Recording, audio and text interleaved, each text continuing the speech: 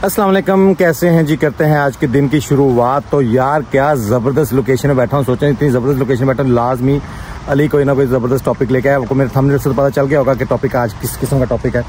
आज के टॉपिक में ज़बरदस्त किस्म की चाचा चाय भी साथ साथ चल रही है। तो बेहतरीन टॉपिक के लिए बेहतरीन लोकेशन और साथ होगी चाचा चाय। तो फिर तैयार हो जाएं जनाब यूके आने के लिए। अभी आपको यूके में बड़े आसान तरीके से लेके आना है। आज का जो बेसिकली टॉपिक है वो स्टार्ट करते हैं टाइम वेस्ट किए बगैर। तो आज का मेरा जो टॉपिक है ये है जी केयर वीज़े के बारे में। केयर वीज़े के बारे में काफ़ी लोगों ने मुझसे पूछा है, अली भाई मुझे बताएं कि यूके में आने का सबसे आसान तरीका क्या है। मैंने एक वीडियो डाली थी तकरीबन 1 महीना पहले वर्क परमिट के ऊपर। वर्क परमिट के ऊपर जो वीडियो डाली बहुत ज़्यादा अल्हम्दुलिल्लाह आप लोगों ने पसंद की, बहुत ज़्यादा वायरल हुई, बहुत ज़्यादा लोगों ने उसके ऊपर मुझे अच्छे अच्छे कमेंट्स भी किए, बहुत इन्फॉर्मेशन मांगी यार कि हमें बताएं कि कौन कौन सा तरीका है, कौन कौन सा वर्क परमिट जो हमें आसानी से मिल सके और हम यूके पहुंच जाएं, जिसमें ऑथेंटिक सिस्टम हो, जिसमें ये प्रॉब्लम ना आए। जैसे कि मैंने बताया भाई चेक करो, ये ना हो कि आप यूके पहुंचे उसके बाद कंपनी बंद हो जाए तो उसके बाद डिपोर्ट, ये काम तो नहीं होना चाहिए ना। तो आज मैं केयर होम के बारे में डिस्कस करूंगा, केयर वीज़ा के बारे में डिस्कस करूंगा जी। केयर वीज़ा होता क्या जी? केयर वीज़े में आता है जी डिसेबल पीपल, और जिसमें बुजुर्ग लोग, जिसमें बच्चे, जिसमें आप समझ लें कि वो लोग जो बेचारे अपनी उम्र में ज़्यादा होते हैं मगर क्या जिसामत में ठीक होते हैं मगर जिनका ज़हन बच्चों वाला होता है, ऐसे इस किस्म के पीपल्स होते हैं जिनकी आपने केयर करनी होती है। 2 किस्म की चीज़ें होती हैं भाईजान। केयर वीज़ा मिलता कैसे है? एक तो आपको मिलता है एजेंट के थ्रू, एक आप मिलते हैं डायरेक्ट आप जाके गवर्नमेंट की साइट से जाकर। मैं गवर्नमेंट की डिस्क्रिप्शन आपको साइट की डिटेल दे दूंगा इंशाल्लाह, नीचे आप देख लीजिएगा। तो बात करते हैं जी केयर वीज़ा होता क्या क्या है। केयर वीज़े में जनाब आपने केयर करनी होती है बुजुर्ग लोगों की। वो लोग जो बुजुर्ग समझ लें कि डिसेबल हैं, जो एक तो बिल्कुल ही डिमेंशिया के शिकार होते हैं, जिनके लिए टॉयलेट जाना मुश्किल होता है, जिनके लिए कपड़े चेंज करना मुश्किल होता है, आपने उन लोगों की केयर करनी होती है। एक होता है जो कुछ लोग बुजुर्ग ऐसे होते हैं जो जिनको वो अपना टॉयलेट वगैरह यूज़ कर लेते हैं, कपड़े चपड़े चेंज कर लेते हैं, मगर आपने उनका ख्याल रखना होता है। उनके साथ 10 घंटे उनके साथ स्पेंड करने होते हैं, उनके कमरे की सफाई, उनका ख्याल, उनको लेके बाहर निकलना होता है। तो ये भी हो गया। एक होता है बच्चों की। कुछ बच्चे ऐसे होते हैं जो जैसे कि पेरेंट्स आपस में लड़ते हैं, मिसाल दे रहा हूँ, पेरेंट्स आपस में लड़ते हैं, बच्चे कौंसल उठा के ले जाती है। कौंसल फिर क्या करती है, राब्ता करती है केयर वालों से, केयर होम वालों से कि भाई ये बच्चा हमारा आ रहा है तो इसकी आपने केयर करनी। फिर वो जो लोग केयर वीज़े पे आए होते हैं फिर वो उनकी ड्यूटी लग जाती है कि इस बच्चे की आपने सुबह 9 to 9 ज्वाइनिंग करनी है, उसके बाद अगला 9 to 9। यानी इस तरह की एक लेडीज़ यानी कि अगर बच्ची है तो उसके साथ 2 लेडीज़ अटैच होती हैं, सुबह भी 2 शाम को भी 2, यानी कि समझ लें कि एक बच्ची के लिए 4 केयर वर्कर की ज़रूरत पड़ जाती है। तो इसीलिए यूके में सबसे ज़्यादा अपॉर्चुनिटी है जी इस टाइम केयर वीज़े की। साथ साथ चाय भी पीते रहता है ना यार, बात इतनी ज़्यादा होती है तो चाय फिर भूल जाता हूँ। सिर्फ बुजुर्गों का ख्याल रखना केयर वीज़े में नहीं आता, बहुत चीज़ों में आ जाता है। जैसे जो लोग बच्चों को घर से निकाल देते हैं, जो बच्चे अंडर 18 होते हैं, मोस्टली अंडर 18 बच्चों को केयर होम वाले जो है ना अपने पास रखते हैं। जैसे केयर वर्कर आते हैं तो फिर लोग उनका ख्याल रखते हैं। तो अब मेन चीज़ ये है कि भाई वीज़ा कैसे लेना है। वीज़ा लेना है जी पाकिस्तान से अगर आप अप्लाई करें या किसी भी कंट्री से अप्लाई करें, अगर आप पढ़े लिखे हैं आप खुद भी अप्लाई कर सकते हैं। साथ साथ पैदल वॉक करते हैं, साथ साथ आपको नज़ारा भी दिखाते हैं, देखने नज़ारा भी चेक करें। तो अगर आप खुद आ रहे हैं और खुद पढ़े लिखे इंसान हैं तो भाई आप खुद जाके यूके की साइट पर जाके अपॉर्चुनिटी चेक करें, कहाँ कहाँ पे कौन कौन सी जॉब्स अवेलेबल हैं केयर वर्कर वीज़े के लिए। गवर्नमेंट की साइड में सब अवेलेबल हैं, उसमें तो आपको साफ पता होगा भाई ये ऑथेंटिक है। तो उसके अलावा अगर आप किसी एजेंट के थ्रू अप्लाई करवाते हैं तो एजेंट के थ्रू अप्लाई करने के लिए फिर सबसे पहले आपने ये देखना है जो एजेंट आपको वीज़ा दे रहा है, जिस केयर होम का वीज़ा दे रहा है, आपने कोशिश करनी है कि उनसे उस केयर होम का एड्रेस ले लेना है। जब आप उस केयर होम का एड्रेस ले लो, ये देखो क्या नज़ारे हैं, कसम से क्या नज़ारे हैं। तो जब आप उस केयर होम का एड्रेस ले लेते हैं फिर आप डायरेक्ट उनको कॉल करके पूछ सकते हैं, हाँ भाई आपको रिक्वायरमेंट थी, ऐसे हम लोग अप्लाई करने लगे हैं इस एजेंट के थ्रू। तो आपको पता चल जाएगा हाँ ये ऑथेंटिक है यार, इसका लाइसेंस भी है। क्योंकि ज़्यादा मसला ये होता है कि देखें वीज़ा तो आपको मिल गया, जैसे कि मैंने अपने लास्ट वीडियो में बताया था, वीज़ा मिल जाना कोई मुश्किल काम नहीं है, वीज़ा मिल जाता है। ये चेक करना है कि वो कंपनी जो आगे उसका जो सिस्टम ऑथेंटिक है, उसके पास लाइसेंस है। अगर ये ना हो कि लाइसेंस कंपनी छोटी सी हो, वो लोग सिर्फ यहाँ बंदे बुला लें उसके बाद वो कंपनी बंद करके चले जाएं, इस चीज़ के बारे में अपने वेरिफिकेशन लाजमी करनी है। सबसे पहली मेन चीज़ तो ये है, क्योंकि अदरवाइज अगर आप ये वेरिफिकेशन नहीं करते तो भाई आपके लिए मुश्किल है। जो इतने पैसे लगा के आप इधर आते हैं वो ज़ाया हो जाते हैं ना सारे यार। फिर आपको दोबारा समझ लेके दोबारा रीसबमिट कोई ना कोई आपको ढूंढनी पड़ेगी कंपनी, अदरवाइज आपको पाकिस्तान डिपोर्ट कर देते हैं। तो ये चीज़ सबसे बुरी चीज़ है जो यहाँ पे नहीं होनी चाहिए। तो मेन चीज़ है कि आप अगर खुद अप्लाई करते हैं तो आपने खुद तो आपने देख लिया हर चीज़, आपने ऑनलाइन जाके साइट पे जाके, उनकी गवर्नमेंट की साइट पे। इसके अलावा मैं आपको एक मजे की बात एक और साइट बताता हूँ जहाँ पे आप खुद जाके गवर्नमेंट के अलावा भी अप्लाई कर सकते हैं, जहाँ पे जॉब्स अवेलेबल होती हैं। वो है जी इंडीड। ये इंडीड यूके की साइट है। इसमें जॉब्स अवेलेबल होती हैं लोकल भी, यानी कि जो लोग यूके में रहते हैं वो भी अप्लाई कर सकते हैं अपनी लोकल जॉब्स के लिए। जो लोग इंटरनेशनल अप्लाई करना चाहते हैं वो भी इंटरनेशनल यहाँ से अप्लाई कर सकते हैं।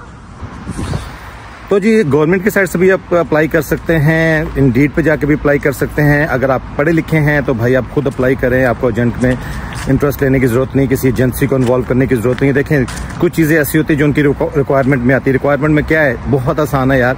सबसे पहले तो भाई आपका पढ़ा लिखा होना जरूरी है, जिसमें आपको आइल्स की जरूरत नहीं पड़ती। अगर आप पढ़े लिखे नहीं हैं, अगर आप समझ लें कि मैट्रिक पास हैं तो आपने आना तो फिर भी है।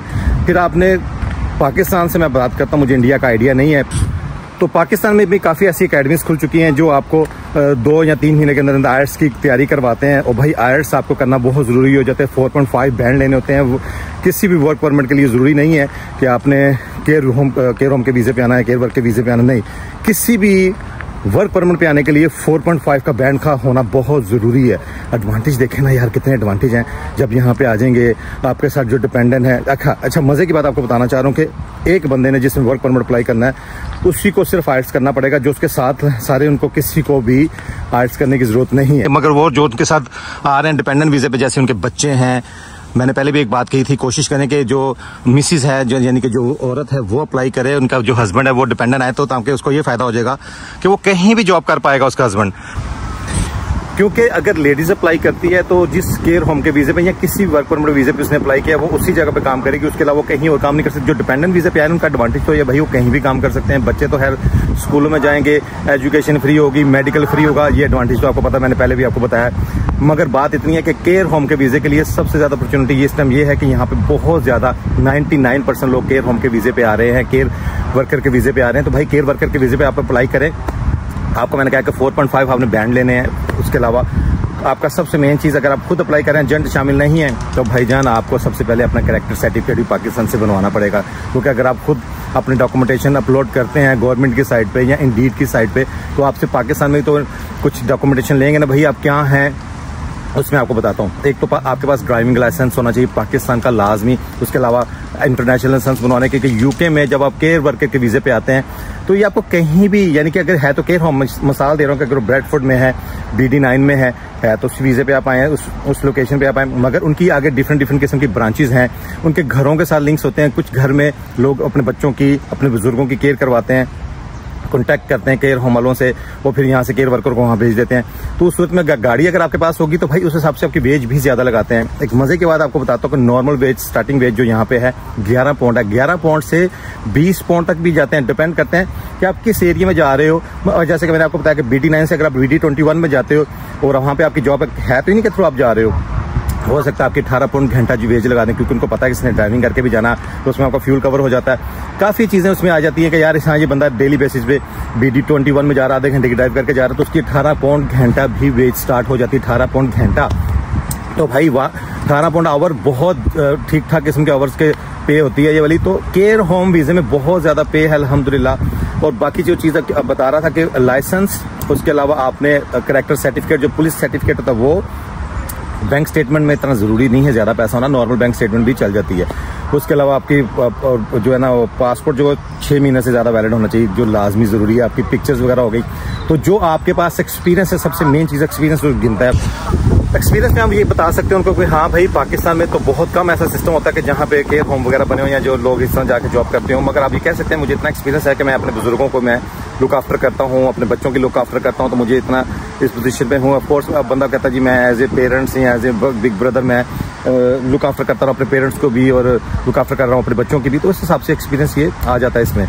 मगर बात वही आ जाती है कि आपका कैरेक्टर सर्टिफिकेट क्लियर होना चाहिए, पुलिस का आपका ड्राइविंग लाइसेंस होना चाहिए, प्रॉपर आपको गाड़ी ड्राइव करते आना चाहिए, इंग्लिश थोड़ी बहुत अगर बोलते हो तो आइलेट्स आपके लिए करना बहुत आसान हो जाएगा। अगर आप एजुकेशन आपकी ठीक ठाक है, आपने मिसाल देना MA BA किया हुआ, तो भाई फिर आपको आइल्स करने की जरूरत नहीं पड़ेगी, आपकी इंग्लिश स्पीकिंग ज़बरदस्त हो जाएगी, फिर तो कोई इशू नहीं है।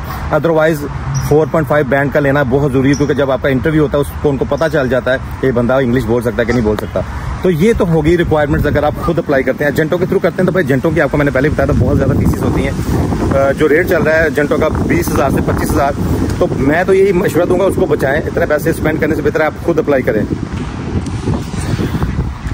तो जो केयर होम वाले आपको जो यहाँ पे जॉब देंगे, ऑफ कोर्स जो वो जॉब दे रहे हैं उसी में आपका टैक्स करता है, उसी एक ही बंदे का टैक्स करता है जो आप खुद आ रहे हैं यहाँ पे। आपके साथ जो डिपेंडेंट है उनका कंसर्न आपके साथ बिल्कुल नहीं होता टैक्स का। हाँ, वो जो जॉब करेंगे उस हिसाब से अपनी टैक्स पे करेंगे, मगर उनके ऊपर लाजिम नहीं, आप ही की जो वेज बनेगी उसी के ऊपर टैक्स जाएगा। 5 साल बाद भाई, 5 साल बाद ऑटोमेटिकली आप ILR पे चले जाते हैं, यानी कि इंडेफिनेट लीव टू रिमेन में चले जाते हैं। यानी उसका मतलब है कि भाई आप एलिजिबल हो चुके हैं, ब्रिटिश पासपोर्ट ले लें आप, तो 5 साल बाद आपको ब्रिटिश पासपोर्ट मिल जाता है यार। इससे ज़्यादा और क्या चाहिए पूरी फैमिली को। सबसे आसान तरीका ये है। तो ये था केयर वर्कर वीज़े के बारे में आज मैंने सोचा डिस्कस करूं। मजीद इन्फॉर्मेशन चाहिए हो, कोई भी आपको इन्फॉर्मेशन चाहिए मुझसे आप पूछ सकते हैं। डिस्क्रिप्शन में मैं लाजमी मेंशन कर दूंगा कि अगर आप खुद अप्लाई करते हैं तो गवर्नमेंट की कौन सी साइट है जहां से खुद अप्लाई किया जा सकता है।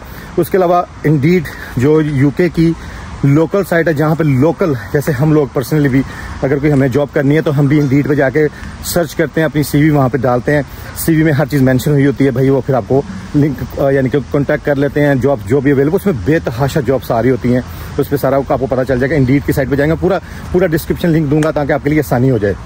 और केयर होम वीज़े का सबसे बड़ा एडवांटेज है भाई, इसमें टाइम रिलैक्सेशन आपको काफ़ी मिल जाती है। आपको यानी कि माइंड के ऊपर ये बोझ नहीं होता यार कि पता नहीं कैसी जॉब है, कोई बड़ा टफ जॉब है। हाँ, जैसे आप घर में अपने बुजुर्गों की केयर करते हैं, जैसे घर में अपने बच्चों की केयर करते हैं, इसमें भी वही है। यहाँ पे ये है कि आपको उस चीज़ का बेनिफिट मिल रहा है, आपको पैसे मिल रहे हैं, आपको ठीक ठाक किस्म के, आपका फ्यूचर सिक्योर हो रहा है। 5 साल बाद आपको ब्रिटिश पासपोर्ट मिल रहा है। तो ये चीज़ें एडवांटेज अगर आप देखें तो सबसे बेहतरीन है इस टाइम। और UK में सबसे आसान तरीका यही है सेटल होने का। और इस टाइम UK गवर्नमेंट सबसे ज़्यादा वीज़े भी केयर वर्करों को दे रहे हैं, तो भाई कर लें अप्लाई और पहुँचे UK, जल्दी पहुँच सकते हैं। और मेरे लाइक कोई काम हो तो आपने मुझे कमेंट सेक्शन में लाजमी बताना है, मैं जितनी आपकी मदद कर सकूँगा ज़रूर करूँगा इंशाल्लाह ताला। तो आपने बेल आइकन को मस्त क्लिक करना है और सब्सक्राइब मस्त करना है। मेरी बड़ी ज़बरदस्त वीडियो आने वाली है यार। मुझे काफ़ी दिनों से लोग कह रहे थे अली भाई ज़रा वीज़ों के बारे में डिटेलें डाल दें प्लीज़, जो इन्फॉर्मेशन आपको पता है। तो इन्फॉर्मेशन तो इस दिमाग में बहुत ज़्यादा है, इन्फॉर्मेशन तो बहुत है, क्योंकि मुझे यहाँ रहते हुए तकरीबन 20 साल हो गए हैं। इस 20 सालों में जो चीज़ें मैंने देखी हैं, जो मैंने फेस की हैं, जो मेरी नज़रों से गुजरी हैं, तो आपके साथ शेयर करना तो ज़रूरी है भाई। तो इंशाल्लाह ताला जो इंशाल्लाह मैं मदद कर पाऊँगा ज़रूर आप लोगों के साथ शेयर किया करूँगा। तो यकीनन आपको मेरा आज का ये व्लॉग और आज की ये जो बातें बहुत अच्छी लगी होंगी। इंशाल्लाह मुझे उम्मीद है कि इससे आपको बहुत फ़ायदा होने वाला है। तो अपने इस भाई को याद रखिएगा, जो मुझे अभी नए देखने वाले हैं सब्सक्राइब कर लें मेरे चैनल को और बेल आइकन को मस्त क्लिक कर लें और लाइक किया करें मेरी वीडियो को और शेयर भी किया करें, तभी तो अच्छी वीडियो आपको मिलती रहेंगी आगे। तो इंशाल्लाह ताला इस खूबसूरत जगह से जनाब शुरुआत की थी, इस खूबसूरत जगह से ही अपने व्लॉग का एंड करते हैं। तो मिलते हैं आगे न्यू व्लॉग के साथ। दुआ में याद रखें अपने भाई को। अल्लाह हाफिज़। सब्सक्राइब मस्त कीजिएगा प्लीज़।